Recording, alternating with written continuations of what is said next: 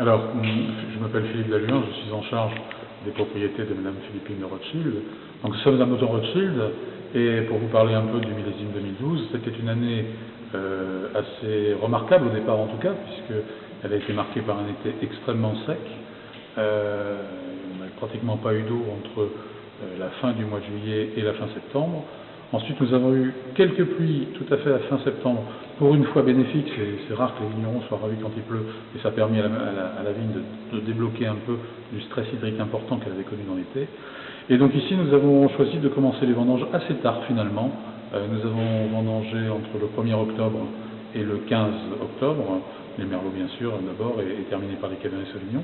Alors en résumé 2012, c'est une récolte, bon, la récolte n'est pas très importante en volume à cause de la sécheresse, mais par contre, nous avons des vins qui ont une belle structure, une structure mûre, hein, puisqu'on a été poussé le plus loin possible la maturité des Cabernet Sauvignon, qui représentent 90% de l'assemblage à Mouton Rothschild, donc c'est très important.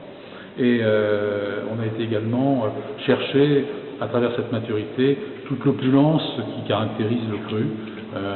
Et donc, je dirais, les beaux Cabernet Sauvignon ont été vendangés entre le 8 et le 11.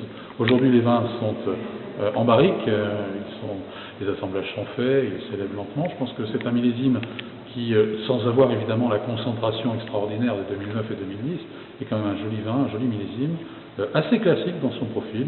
On pense un peu à des millésimes comme 2006 ou 2001, si on veut essayer de trouver des similitudes.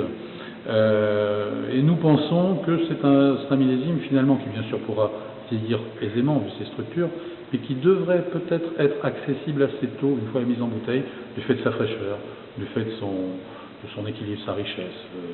Voilà, donc également une communication très importante. 2012, c'est la première année où Mouton Rothschild a été vinifié dans son nouveau cuvier, hein, ces nouvelles installations. Donc c'est une année un peu historique pour nous. Voilà, j'espère que vous l'apprécierez. Merci.